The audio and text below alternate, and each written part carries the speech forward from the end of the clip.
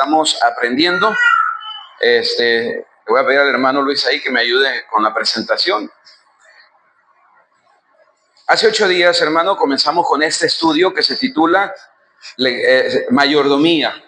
Ese es el estudio, el título del estudio. Lecciones acerca de la mayordomía. ¿A qué se refiere eso de la mayordomía? Bueno, precisamente vamos a estar aprendiendo, ¿verdad? Porque la Biblia nos dice que todos somos mayordomos de Dios.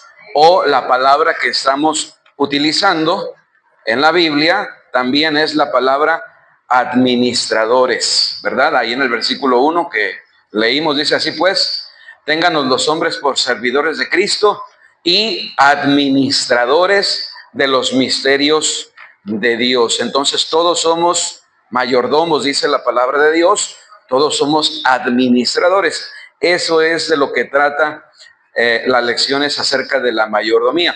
Hace 8 días, hermanos, comenzamos con la lección número 1, que se titula Dios es el dueño absoluto. Dios es el dueño absoluto, ¿verdad? Estuvimos hablando acerca de que todo, ¿verdad?, le pertenece a Dios. Es decir, cuando decimos, hermanos, que Dios es el dueño absoluto, nos estamos refiriendo, o la Biblia se refiere, ¿verdad?, a que Dios es el que tiene el control total de todo, ¿verdad?, de las cosas. Eso es lo que enseña la palabra de Dios. Dios tiene el control total de las cosas. Ahora, dice la Biblia, aquí en la lección, el punto número 1, ¿alguien recuerda el título o el punto número 1? ¿Alguien lo recuerda?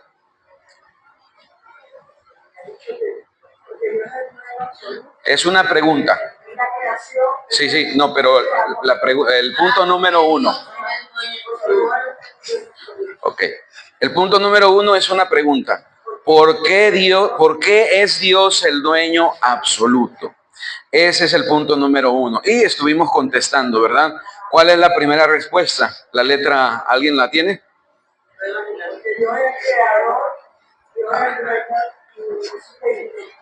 Ok, la respuesta es la letra A, pruebas de la Biblia. Ahí están apareciendo, hermanos, en la pantalla también, ¿verdad? Para que lo puedan ver. Pruebas de la Biblia. La Biblia nos prueba que Dios es el dueño absoluto. ¿Por qué? ¿Por qué es Dios el dueño absoluto? Bueno, dice que Dios es el dueño, ¿verdad?, de todo. Génesis 1:1. También dice ahí el Salmo 24:1, ¿verdad? De Jehová es la tierra y su plenitud, el mundo y los que en él habitan. También Ageo 2:8 dice que a Dios le pertenece toda riqueza mineral. También 1 Corintios 4:7 dice que todo lo que hemos recibido lo hemos recibido de Dios. Santiago 1:17, toda buena dádiva y todo don perfecto descienden de lo alto, del Padre de las luces, en el cual no hay mudanza ni sombra de variación. Deuteronomio 8:18 dice que Dios nos da el poder y la fuerza para hacer las riquezas. También dice, ¿verdad?, que no solamente Dios es el creador, pero Él es nuestro redentor. Él nos ha redimido con su sangre. Eso quiere decir que Él pagó un precio alto, ¿verdad?, por nuestra salvación. 1 Corintios 6:20, Romanos 14:7 y 8 nos dicen, ¿verdad?, que hemos sido comprados por precio. Es decir, la sangre de Jesucristo, su Hijo, ¿verdad? Nuestro Señor Jesucristo fue el pago. Ahora, la letra B, ¿alguien recuerda el título de la letra B? Ajá, pruebas de la filosofía. Acuérdense, estamos contestando una pregunta. La pregunta es, ¿por qué Dios es el dueño absoluto? ¿Por qué? Bueno, ya vimos pruebas de la Biblia. Él es el creador, Él es el dueño, Él es nuestro salvador. A Él le pertenece de acuerdo a la palabra de Dios, ¿verdad?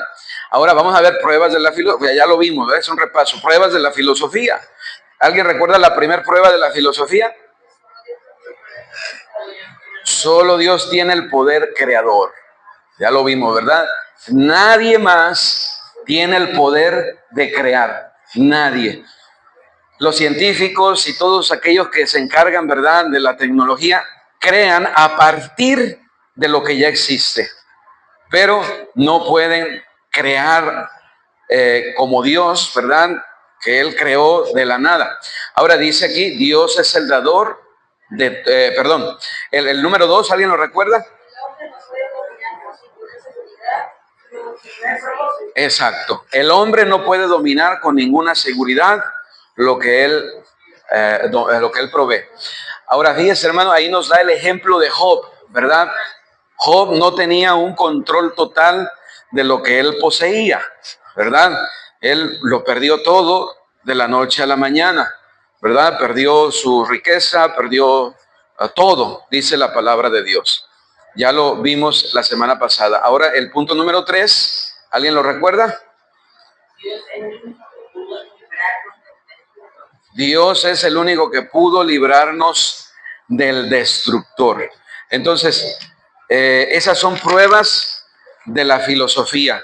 La Biblia nos enseña que Dios es el que puede librarnos del destructor, ¿verdad? Bueno, primeramente, Él ha librado nuestra alma de la condenación, ¿verdad? Y no solamente la libra de la condenación, también la palabra de Dios nos dice, ¿verdad?, que Él nos libra del destructor constantemente. Y la número 4, el hombre espera su pan cotidiano. ¿De quién, hermanos? De Dios. El hombre espera su pan cotidiano, ¿verdad? Hay muchas cosas, hermano, que no dependen de nosotros, ¿verdad? Esperamos de Dios nuestro sustento. La Biblia dice que el que da pan al que come y semilla al que siembra, dice, proveerá y multiplicará nuestra sementera. Entonces, fíjese, hermano, cómo cuando nosotros nos ponemos, ¿verdad?, en armonía con lo que dice la palabra de Dios, empezamos a entender varias cosas importantes, ¿verdad? Ahora, el punto número 2, vimos el propósito del dueño. El propósito del dueño. Ahora, Dios es el dueño absoluto. ¿Qué es lo que hace un dueño? Un dueño, en la letra A, ahí no lo vimos por letra, ¿verdad? Pero lo que hace el dueño es que pone a disposición de sus siervos sus bienes. ¿Cierto o no es cierto? Si usted es dueño de ciertos bienes y usted quiere comenzar una empresa, qué sé yo, usted tiene que poner a cargo de alguien eso, ¿verdad? Es exactamente lo que Dios hace con nosotros, ¿verdad? Dios nos ha dado vida, Dios nos ha dado talentos y vamos a hablar de eso el día de hoy, ¿verdad? Pero la Biblia nos dice también, Dios pone a disposición nuestra todo lo que Él tiene, ¿verdad? Los derechos y deberes del dueño. Dice, el dueño debe poner al alcance del mayordomo todo lo necesario. Este punto está conectado con el punto número 2. Y luego la letra B, ¿alguien se recuerda de la letra B? Los derechos y deberes del dueño. Ajá, el dueño debe vigilar el uso que se hace de todo lo que posee. Si usted es dueño de algo, usted lo cuida, usted lo vigila, usted pide cuentas. ¿Cierto o no es cierto? Claro, hermano, porque es suyo, ¿verdad? Bueno, hermano, Dios también vigila el uso de todo lo que se hace, de todo lo que hacemos y todo lo que poseemos, ¿verdad? Porque a final de cuentas decimos que Él es el dueño absoluto. Entonces, Dios sabe cuando dice la Biblia que Dios sabe y Él conoce nuestros corazones constantemente. No podemos engañar a Dios. Dios sabe cuando malgastamos sus posesiones y cuando las usamos para su gloria, ¿verdad? Entonces, la letra C, el dueño con justicia requiere reconocimiento del mayordomo, ¿verdad? ¿Por qué hacemos mal uso muchas veces de los bienes que Dios nos da o de lo que Dios nos ha puesto en nuestras manos? Acuérdese que la mayordomía no solamente abarca los bienes, sino todo lo que tenemos y somos, ¿verdad? ¿Por qué hacemos mal uso? Porque no reconocemos ¿a quién? No reconocemos al dueño, ¿verdad? Acuérdese, el mayordomo o el administrador no es dueño absoluto de las cosas. Y la verdad, hermanos, es que Todo lo que tenemos y todo lo que somos no podemos controlarlo completamente, ¿verdad? La letra D, el dueño ha de quitar sus bienes al infiel mayordomo, ¿verdad? Dice la Biblia que él se fue lejos, le entregó sus talentos a esos hombres y después de muchos días vino y les pidió cuentas. Entonces, él ha de pedir cuentas, ¿verdad? Y el dueño dice, ha de beneficiar al siervo fiel. Bien, buen siervo y fiel. Sobre poco has sido fiel, sobre mucho te pondré. Entra en el gozo de tu Señor. Fueron las palabras al fiel mayordomo. Hermanos, a veces pensamos que no tiene importancia cómo vivimos o lo que hacemos con lo que tenemos y somos, pero sí lo tiene, hermano. Sí lo tiene. Cómo usamos nuestro tiempo, cómo usamos nuestros bienes, cómo usamos nuestra vida.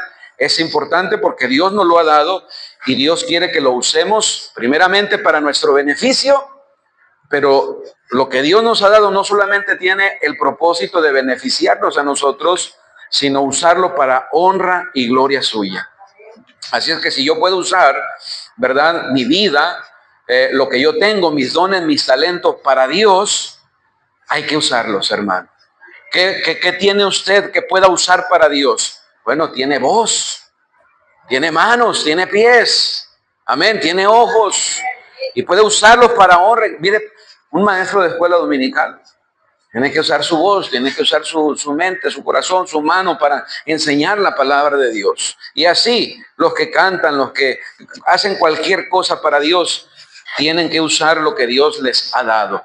Así es que, hermano, entienda, ¿verdad?, que usted es un administrador. Usted no es un dueño absoluto de las cosas. Y un día dice la Biblia que tendremos que entregarle cuentas a Dios de lo que Él nos ha dado. Esto fue de lo que trató la lección número 1. El día de hoy vamos a ver la lección número 2. Mire, la lección número 2 se titula El hombre mayordomo del Señor. Vamos a seguir precisamente con esa enseñanza, porque debemos entender, hermanos, debemos entender que cuando hay un reconocimiento del dueño, entonces el mayordomo hace un uso correcto de los bienes. Entonces, mire, el propósito de esta lección es mostrar que todos somos mayordomos. O mostrar que todos somos administradores de Dios. Amén, hermanos. Por eso es que todo cristiano debería de servir al Señor. Todo cristiano, hermano. Hay quienes dicen, yo no sirvo a Dios porque yo no tengo nada que ofrecerle a Dios. Usted puede y debe servir a Dios. Ha sido comprado por precio. Glorificad pues a Dios en vuestro cuerpo y en vuestro espíritu, los cuales, dice la Biblia, son de Dios. Sí puede servir a Dios, sí puede hacer algo para Dios, ¿verdad? Es que yo soy pobre, por eso es que no sirvo a Dios. Ese no es una limitante, hermano. Otra vez, tiene talentos, tiene dones, tiene sus manos, tiene sus pies, puede salir a predicar el evangelio, puede hablarle a alguien de Cristo. Algo puede hacer para Dios. Por eso es importante que entendamos, el hombre es mayordomo del Señor. En la lección anterior hemos visto que el dinero puede ser una bendición o una maldición en las manos del hombre. Y damos por sentado que Dios es el único que es realmente dueño de todo. Ahora pasemos a decir que una de las relaciones del hombre para con Dios es la de mayordomo. El punto número 1, vamos a ver ahí, hermano, ¿qué es un mayordomo? Y vamos a ver, en primer lugar, la definición que da el diccionario de esta palabra. De acuerdo al diccionario, un mayordomo es un criado principal a cuyo cargo está el gobierno económico de una casa o hacienda. El diccionario bíblico dice que un mayordomo es el que ejerce las funciones de un superintendente y administrador principal de una casa en nombre del amo. Entonces es una palabra que le voy a leer aquí, el sustantivo castellano se deriva del latín mayor o mayor, y domus, que quiere decir casa, se traduce del griego oikonomos, del cual derivamos la palabra economía. Entonces, vamos a ver algunas citas, hermanos, vamos a ver algunas citas en la Biblia donde se menciona esta palabra mayordomo, ¿verdad? Y vamos a ver que en la Biblia o en los tiempos bíblicos esto era muy común, tener un mayordomo que era el que administraba los bienes, ¿verdad? De una casa, una hacienda. Ahí en Génesis 15:2 dice la palabra de Dios, vamos rápidamente, son algunos pasajes que vamos a mencionar solamente para ver que en la Biblia se ve estos ejemplos. Génesis capítulo 15, versículo 2 dice, y respondió Abraham, Señor Jehová, ¿qué me darás siendo que ando sin hijo y el mayordomo de mi casa es ese Damaseno Eliezer? Ahí se menciona, ¿verdad? Abraham había encargado a este fiel anciano la administración de su hacienda y normalmente, ¿verdad? A veces los mayordomos pasaban a ser herederos también. Génesis 39:4, Génesis 39:4, aquí se menciona también esa palabra mayordomo. Génesis 39:4 dice, hacía yo José gracia en sus ojos y le servía, y él le hizo mayordomo de su casa y entregó en su poder, mire lo que dice, todo lo que tenía. Qué tremendo, ¿verdad? Entonces, sabemos por el versículo 6 cuán grande era la confianza del amo en su mayordomo. Mire lo que dice el versículo 6. Y dejó todo lo que tenía en mano de José y con él no se preocupaba de cosa alguna, sino del pan que comía. Entonces, en el capítulo 44 se ve cuando José llega a tener su propia casa, él también tuvo su propio mayordomo. Entonces, aquí vemos que José era un buen mayordomo. Él estaba a cargo de todo. Y el dueño no se preocupaba por nada. Dice la palabra de Dios, ¿verdad? Primero de Reyes 18:3 dice que Acab llamó a Abdías su mayordomo, ¿verdad? Abdías era en gran manera temeroso de Jehová, dice el versículo 3. He aquí como uno puede ser... vamos a buscarlo, hermano. Primera de Reyes 18:3. Dice el versículo 3. ¿Alguien lo tiene? ¿Alguien lo tiene? Hermana, ¿puede leerlo?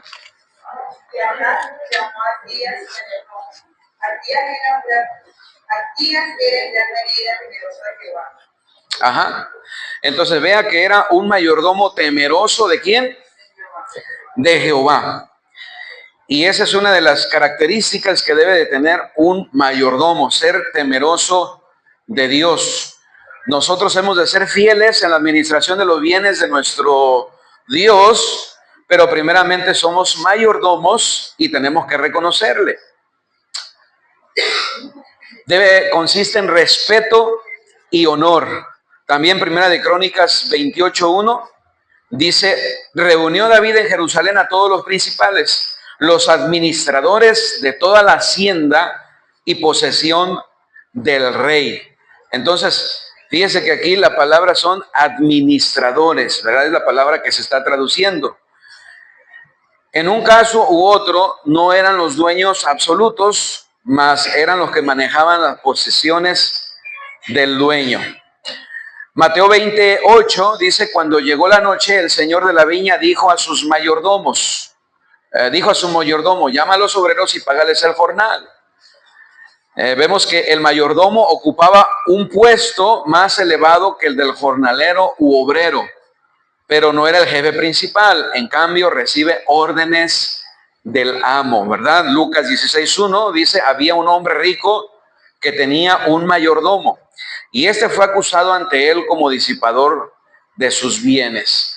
Entonces, hay mayordomos buenos y hay mayordomos infieles, malos, ¿verdad? Mayordomos fieles y mayordomos infieles. El mayordomo es responsable ante su amo por la administración de los bienes. Tito 1:7 también dice, es necesario que el obispo sea irreprensible como administrador de Dios, no soberbio, no iracundo, no dado al vino, no pendenciero, no codicioso de ganancias deshonestas. Note la palabra que se está utilizando ahí para referirse al pastor.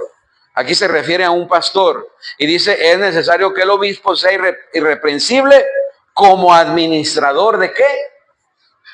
Fíjense cómo lo dice, como administrador de Dios. Eso está ahí en Tito 1:7. Es necesario que el obispo sea irreprensible como administrador de Dios. Entonces nosotros, los pastores, hemos de ser administradores de Dios, o somos administradores de Dios. ¿Qué quiere decir eso, hermano? Que Dios ha puesto a nuestro cuidado un ministerio y nosotros le vamos a entregar cuentas al Señor. No es de nosotros la gente, no es de nosotros la iglesia, es del Señor. Y tenemos que administrarla sabiamente, hermanos. Amén. Entonces, el número 8 dice, 1 Corintios 4:1-2, ténganos los hombres por servidores de Cristo y administradores de los misterios de Dios. Ahora pues se requiere de los administradores que cada uno sea hallado fiel. Aquí la idea de un mayordomo va aumentándose hasta incluir no solamente la responsabilidad por administrar lo material, sino también lo espiritual. Entonces, hermano, la mayordomía no solamente abarca las cosas materiales, las cosas del mundo, sino también lo espiritual. Amén. Mire ahí el siguiente, 1 Pedro 4:10. 1 Pedro 4:10 dice, cada uno según el don que ha recibido, ministre a los otros como buenos administradores de la multiforme gracia de Dios. En efecto, cada cristiano es un administrador o mayordomo de las cosas del Señor, sean dones tangibles o no. Somos mayordomos, administradores, y eso abarca no solamente las cosas materiales, sino también las espirituales. Dios nos ha bendecido materialmente. Bueno, yo creo que todos tenemos algo que Dios nos ha dado. Amén. Yo trabajé por eso, pastor. Yo sudé, yo me cansé. Dios nos da la vida, Dios nos da el poder, Dios nos da la capacidad. Amén, hermano. El oxígeno que respiramos y esta creación son de Dios. Por eso no podemos sentirnos dueños absolutos de las cosas. Ahora, no solamente eso, Dios nos ha dado, ¿verdad? Espiritualmente, Dios nos ha bendecido también. La letra C, mire lo que dice la letra C. Acuérdese, estamos viendo aquí qué es un mayordomo. La letra A, vimos la definición del diccionario. La letra B, el mayordomo descrito en la Biblia. Ya vimos varios pasajes. Ahora la letra C dice la esfera de las operaciones del mayordomo. La esfera de las operaciones del mayordomo. Entonces, es importante, hermano, que entendamos que la mayordomía abarca todo lo que Dios ha entregado a nuestro poder. Mire, personalidad, talento, conocimiento, tiempo, dinero, evangelio, dones, talentos, todo lo que Dios nos ha dado, hermano. ¿Cómo usa el tiempo que Dios le da? ¿Sabe que a veces malgastamos nuestro tiempo y pensamos que no pasa nada? El hombre es responsable de sí mismo y de las cosas temporales y eternas, aunque vamos a ver que específicamente vamos a enfatizar, ¿verdad?, algunas cosas hablando de las cosas financieras de la iglesia, pero es importante entender, hermano, que la mayordomía abarca todo, ¿verdad? Es importante el uso que hacemos de lo que Dios nos ha dado. Ahora, el dinero representa a la persona. Es decir, hermano, el dinero representa nuestro esfuerzo, nuestro trabajo, ¿verdad? Por eso en la Biblia es importante el uso que yo hago del dinero. Porque el uso que yo hago del dinero dice mucho lo que hay en mi corazón. Dice mucho si yo temo, respeto al Señor. Si yo temo a Dios, No solamente voy a usar mis bienes para mi beneficio, pero para honrar y glorificar al Señor. Amén, hermanos. Mire, hay gente que no le gusta que se hable de dinero en la iglesia, ¿verdad? Pero hermano, todo implica dinero. Yo quisiera, como pastor, ir a la bomba y decirle, yo sirvo a Dios, necesito que me pongan gasolina. Como soy pastor, no me deben de cobrar. ¿Qué cree que me van a decir en la bomba? Usted está loco. Usted tiene que pagarla, sea pastor o no sea pastor. ¿Se me explico, hermano? Pero voy a ir a predicar el evangelio, le puedo decir a la persona. No importa, tiene que pagarlo. Entonces, hermano, todo implica el dinero. Entonces, es importante, hermano, que entendamos, ¿verdad?, que debemos hacer un buen uso. Entonces, la mayordomía del tiempo es de gran importancia también, no solamente el uso de lo que Dios ha puesto a mí, las propiedades o lo que Dios me ha dado, también el tiempo, también los talentos. Y mire, también debemos de ser buenos mayordomos del evangelio. Este es el deseo de Dios, que todo el mundo sepa de Él y la provisión que Él ha hecho para cada perdido. Que la responsabilidad, el talento, el dinero, todo se ha dedicado a este fin. Que el mundo entero llegue a conocer a Cristo como el único Salvador de sus almas y Señor de sus vidas. La mayordomía del dinero asume grandes proporciones e importancia cuando se contempla a la luz de su propósito final. Entonces, hermanos, nosotros como iglesia entendemos que el propósito final de la iglesia es la predicación del evangelio. Nosotros como iglesia tenemos que dirigir los recursos hacia ese propósito. Algunos no lo entienden. Por eso es que algunos dicen, ¿por qué gastan en rutas? ¿Para qué? ¿Por qué? Hermano, ese propósito va conectado con el propósito principal de la iglesia. Que la gente escuche. Amén, hermanos. Amén. Que el evangelio sea predicado. Que el evangelio sea conocido, hermanos. Si una persona viene a la iglesia, va a aprender y esa persona va a poder predicar el evangelio. Pero ¿cómo va a aprender si no viene a la iglesia? ¿Y cómo va a venir a la iglesia? Hay gente que no tiene los medios. Las rutas, hermano, son un ministerio para aquellos que no pueden venir a la iglesia por sus propios medios. Hay personas que no pueden venir a la iglesia. Qué bueno que usted sí puede venir a la iglesia por sus medios. Ahora, es un ministerio, hermano, para que podamos traer gente y para que podamos predicarle a esa gente y para que esa gente pueda escuchar la palabra de Dios. Así que cuando usted invite a una persona a la iglesia, no la invite nada más bueno, vamos a tener una buena actividad y todo va a estar bien chévere. No, vamos a la iglesia a escuchar la palabra de Dios. Vamos a la iglesia a aprender la palabra de Dios. Porque, hermano, en la antigüedad, ir a una iglesia era sinónimo de vamos a escuchar palabra de Dios. Eso era. No, ahora ir a la iglesia es como que, bueno, vamos a la iglesia y vamos a ver qué show va a haber ahí y la gente espera, ¿verdad? Que haya algo, ¿verdad? Que los entretenga, algo que de alguna manera quieren ser entretenidos, no quieren ser enseñados, quieren ser entretenidos. Y hermano, el entretenimiento es una empresa en la que millonaria. ¿Sabe por qué? Porque al hombre le gusta ser entretenido. Yo le aseguro a que muchos de los que están aquí pagan por el entretenimiento.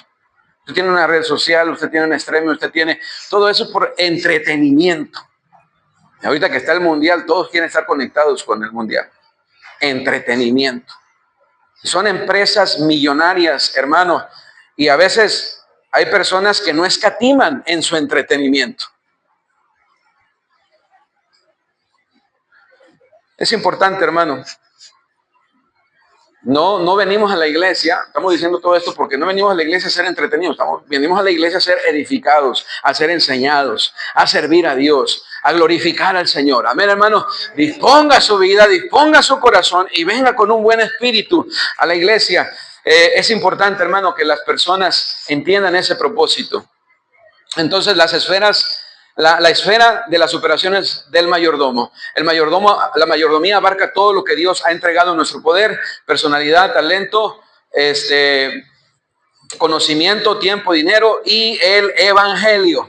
Como iglesia, hermanos, somos responsables de llevar a cabo esta labor, esta tarea de predicar el evangelio a tiempo y fuera de tiempo, donde estamos y más allá de donde estamos, comenzando desde Jerusalén, en toda Judea, en Samaria, dice, y hasta lo último de la tierra.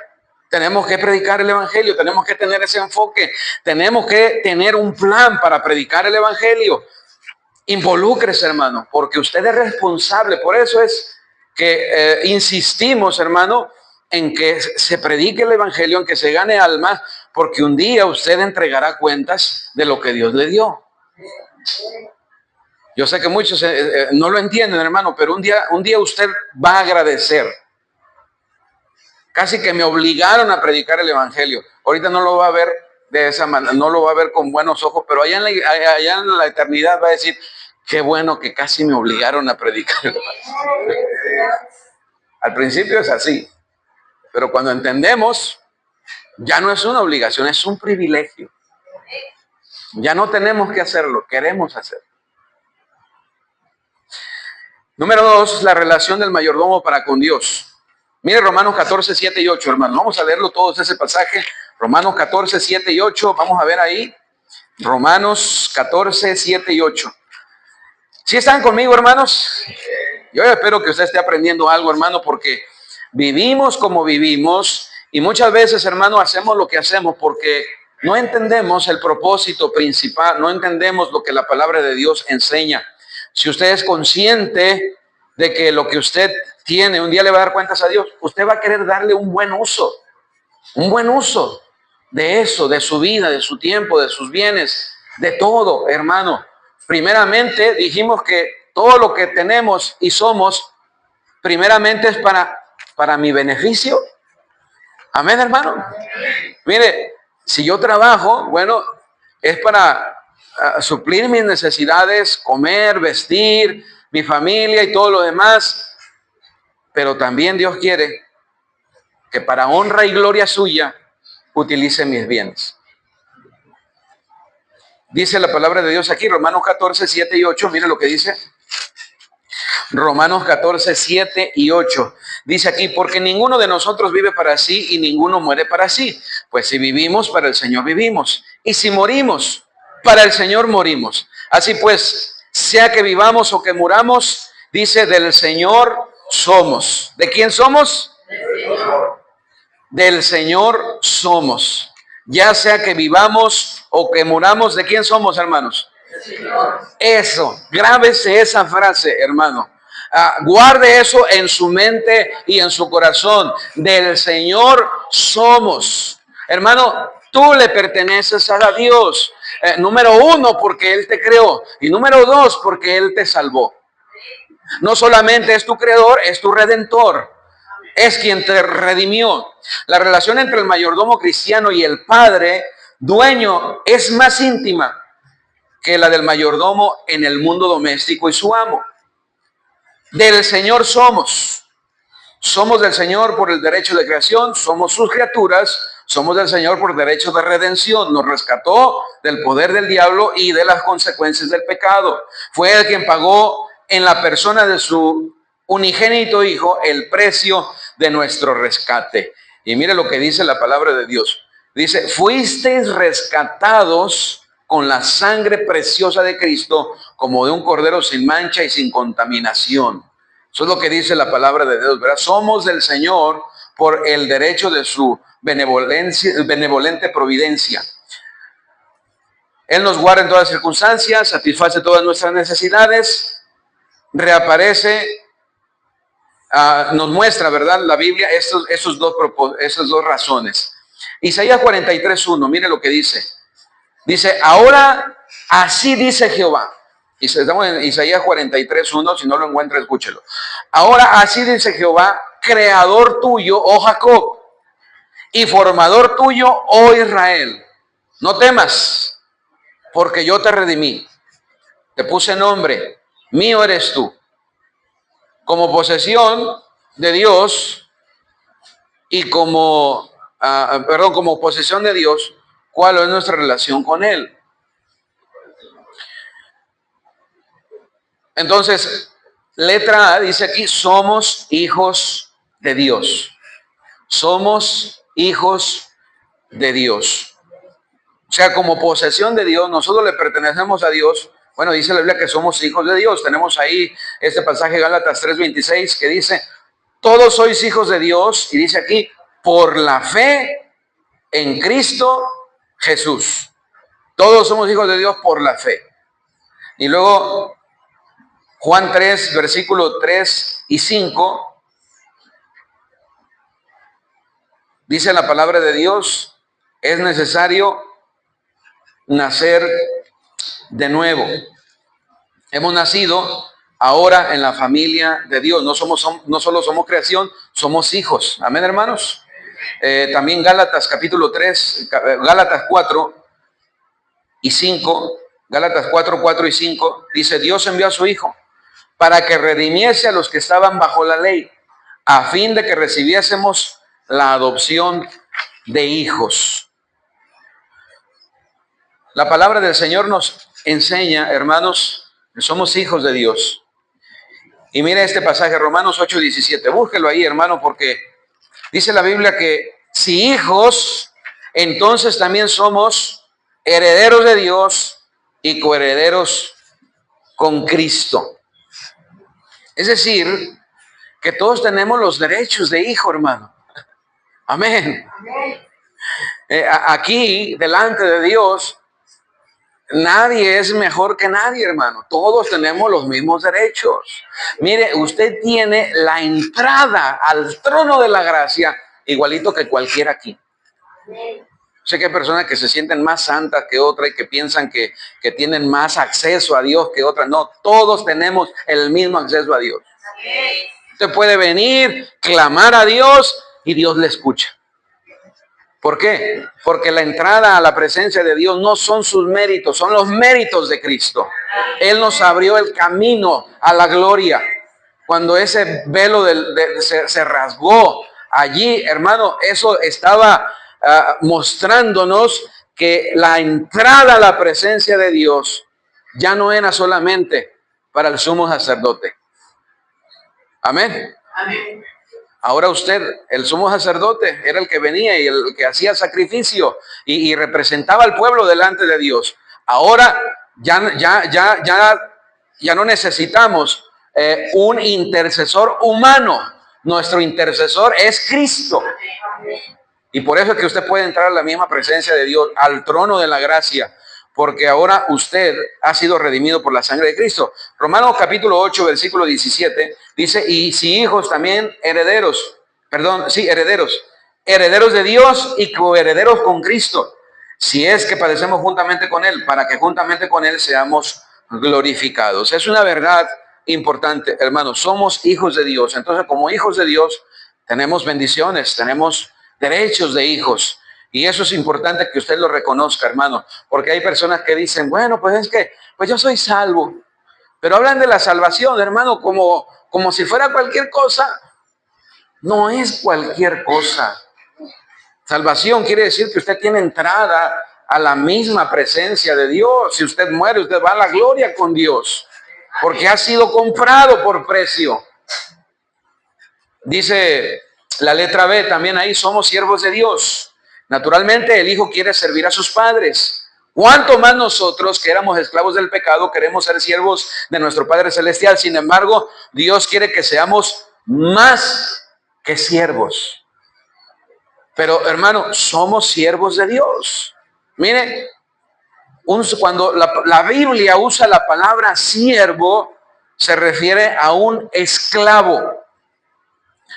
Un esclavo tenía que servir porque tenía que servir. Pero hermano, nosotros no servimos a Dios porque tenemos que hacerlo. Nosotros no lo hacemos como los esclavos. Nosotros servimos a Dios por gratitud. Mire, voluntariamente. ¿Usted por qué sirve a Dios? ¿Alguien le obliga? ¿Alguien le pone una pistola en la cabeza para que sirva a Dios? Mire, ni nadie de los que servimos a Dios, hermano, nos obliga a hacerlo. A mí nadie me puso una pistola en la cabeza y me dijo, consagra tu vida al Señor. Déjalo todo y ponte a servir a Dios. No, yo lo hice voluntariamente. El Señor me llamó, el Señor puso el deseo en mi corazón. Yo le dije, heme aquí, Señor, envíame a mí. Y esa es la misma manera en que usted va a servir a Dios, de manera voluntaria. Cuando usted entienda lo que Dios le ha dado, lo que Dios ha hecho por usted, usted, hermano, tiene que venir y voluntariamente servir al Señor. Amén. Pero más que siervos, Dios quiere que seamos más que siervos. Mire, Juan 15, versículo 14 y 15, Dios quiere, o Dios nos llama aquí, amigos. Somos amigos del Señor. Cristo dijo a sus discípulos, vosotros sois mis amigos si hacéis lo que yo os mando. Ya no os llamaré siervos porque el siervo no sabe lo que hace su Señor, pero os he llamado amigos porque todas las cosas que oí de mi Padre os las he dado a conocer. Hijos, siervos, amigos, pero aún Dios nos hace más que eso. No solamente hijos, siervos, amigos, pero dice que también somos socios de Dios. Es decir, colaboradores. Nosotros usamos la palabra socio. La Biblia usa la palabra colaboradores de Dios. ¿Dónde está esa palabra? 1 Corintios 3:9. Qué bendición. ¿A usted le gustan los negocios? Sí, a todos nos gustan los negocios. ¿Cierto o no es cierto? ¿A quién le gusta? ¿No le gusta producir, hermano? Usted tiene $100 y puede producir y hacer que se haga 200. ¿A quién no le gusta eso? De eso se trata el negocio. Bueno, hermano, Dios quiere que lo que Dios le ha dado, lo que Dios ha puesto en sus manos, así como ese siervo que Dios le dio sus talentos y cuando vino, él le pidió cuentas, ¿sí? Señor, me diste 5 talentos, aquí tienes otros 5 talentos, Señor. Aquí tienes lo que es tuyo. Así Dios quiere que usted, hermano, ponga a producir lo que Dios le ha dado. Dios le ha dado el evangelio. Dios le ha dado, ¿qué más Dios le ha dado? ¿Sabe usted ganar almas? Enseña a alguien más a ganar almas. ¿Qué es lo que usted sabe hacer? ¿Qué es lo que Cristo hizo por usted? Dios quiere que así como usted, el evangelio llegó a su vida, el evangelio llegue a otros. Y pueda, hermano, no solamente, ¿verdad? Cuando usted llegue a la presencia de Dios, llegue usted. No, va a llegar con mucha gente ahí que usted le habló de Cristo. No llegó solo. Ahí está su hijo, ahí está su esposa, ahí está el vecino, ahí está el compañero de trabajo, ahí está, ¿verdad? Porque usted les habló de Cristo. En 1 Corintios 3:9 dice aquí la palabra de Dios. Es un ejemplo solamente, hermanos. Dice el capítulo 3, versículo 9, porque nosotros somos colaboradores de Dios y vosotros sois labranza de Dios, edificio de Dios. Somos colaboradores.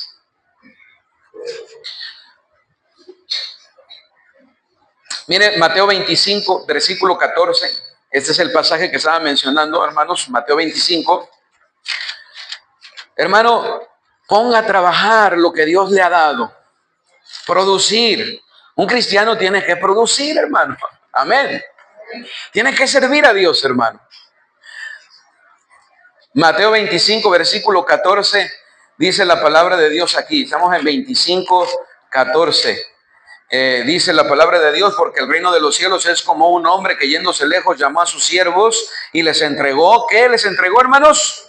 Sus bienes. Versículo 15, mire lo que dice el versículo 15. A uno dio 5 talentos, a otro 2 y a otro 1, a cada uno. Y mire lo que dice, conforme a su capacidad y se fue lejos.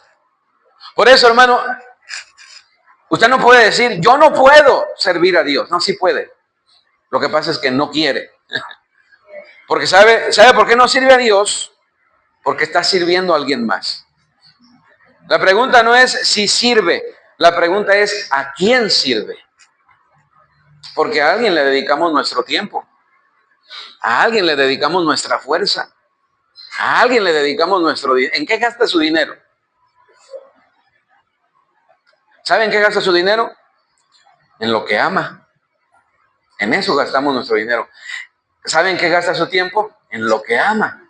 Por eso dice la Biblia, donde esté vuestro tesoro, allí estará nuestro corazón. Lo que usted ama es en lo que usted gasta su dinero, su tiempo y sus fuerzas. Y algunos aman, ¿verdad?, muchas cosas de este mundo. Qué difícil es que los cristianos le den tiempo al Señor, sirvan a Dios. Siempre se les tiene que estar rogando a los cristianos, hermanos, vengan, hermanos, ayuden, hermanos, apoyen, hermanos, y siempre, ¿verdad?, pareciera que son los mismos siempre. Tenemos la mentalidad del mayordomo de un talento. Mire el versículo 19. Dice, después de mucho tiempo vino el señor de aquellos siervos y arregló cuentas con ellos, y llegando el que había recibido 5 talentos, trajo otros 5 talentos, diciendo, Señor, 5 talentos me entregaste, aquí tienes, he ganado otros 5 talentos sobre ellos. Y su señor le dijo, bien, buen siervo y fiel, sobre poco has sido fiel, sobre mucho te pondré, entra en el gozo de tu señor. Llegando también el que había recibido 2 talentos, dijo, Señor, 2 talentos me entregaste, aquí tienes, he ganado otros 2 talentos sobre ellos. Su señor le dijo, bien, buen siervo y fiel, sobre poco has sido fiel, sobre mucho te pondré, entra en el gozo de tu señor. Pero llegando también el que había recibido 1 talento, dijo, Señor, mire, las excusas siempre hay. Señor,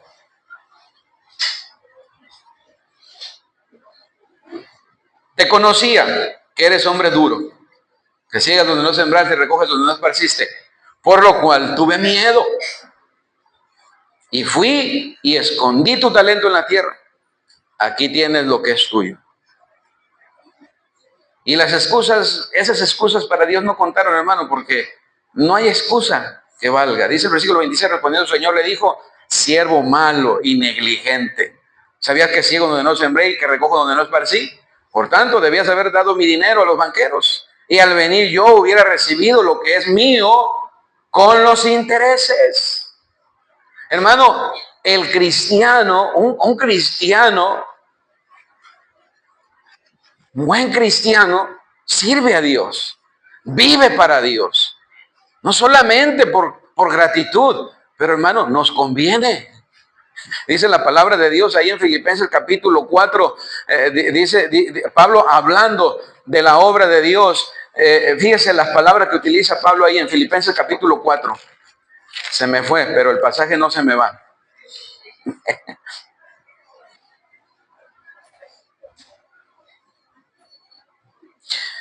Dice, no es que busque dádivas, sino busco fruto que abunde a vuestra cuenta.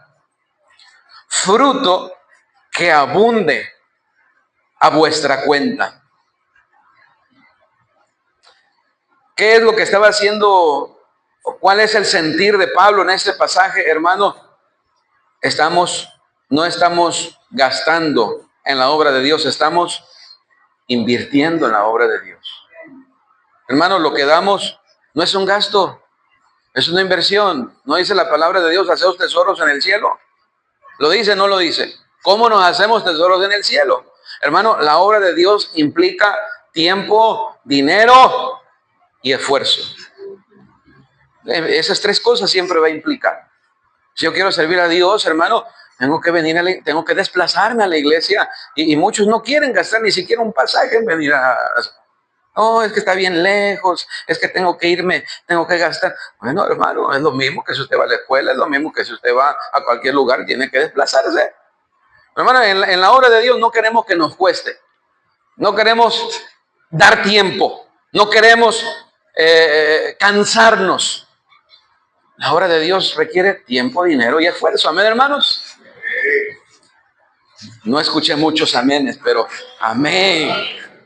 Mire, Este señor, ahí en Mateo 25, puso sus bienes en las manos de estos siervos, ¿verdad? Y ese es exactamente lo que Dios ha hecho en nosotros, hermanos. Dios nos ha dado, Dios nos ha bendecido, Dios nos ha salvado, y un día Él vendrá y Él nos pedirá cuentas. De eso se trata el tribunal de Cristo, de recompensar a aquel que hizo buen uso de lo que Dios le dio. Dios te da el poder para hacer las riquezas, dice la palabra de Dios ahí en Deuteronomio capítulo 8. Sería imposible hacer una lista completa de todo lo que Dios pone de su parte o de todo lo que Dios nos da. Todo cristiano debe reconocer a Dios y debe ser un mayordomo fiel para Dios. Bien, buen siervo y fiel. Fíjese, hermano, la fidelidad es importante. Si usted piensa que no puede hacer nada para Dios, ahí está la clave. Mire, la clave es fidelidad. Fidelidad con lo que usted tiene. Sea poco o sea mucho, sea fiel. Sea fiel, sea constante. Y eso va a hacer la diferencia. Eso, poquito o mucho, va a producir, hermano. Usted es constante, usted es fiel en lo que hace, hermano. Quizás sea poco lo que hace, pero es constante. Es constante. Es constante. Es fiel. No es nada más una vez, no. Es cada 8 días, es cada semana, y cada semana, y cada semana. Amén, hermanos. Cuando usted viene a ver, a la semana, gana almas una vez a la semana. Pero en el mes ya son 4 veces. Al año ya son 52 días, ¿o no? Bueno, saque la cuenta. Pero fíjese cómo va sumando. Amén. ¿Usted viene a ver, hermano? No. Pasaron los meses, pasaron los días, pasaron las semanas, pasaron los meses. ¿Cuándo fue a predicar? Nunca. Hubo oportunidades, hubo actividades, hubo la manera de hacerlo. Nunca. Bueno, vamos a terminar porque el tiempo se nos fue, hermano. Son las 11. O van a dar las 11. El principio que gobierna la mayordomía. Vamos a terminar con esto. Con esto ya es el último punto, hermanos. El principio que gobierna la mayordomía. Entonces, no se le olvide, hermano. Vimos el punto número 2, la relación del mayordomo para con Dios. Fíjese, Dios... no solamente al ser nosotros la creación de Dios, al ser nosotros, posesión de Dios, Dios dice que somos sus hijos, Dios dice que somos sus siervos, Dios dice que somos sus amigos y Dios dice que somos sus socios. Amén, hermanos, colaboradores de Dios. Estamos trabajando juntamente con Dios en su obra, en su causa, hermano. Qué emocionante es eso. Trabajar juntamente con Dios en la obra de Dios. El principio que gobierna la mayordomía, es el amor mutuo. Dios ama al hombre, dice, hecho probado por el don inefable de su Hijo.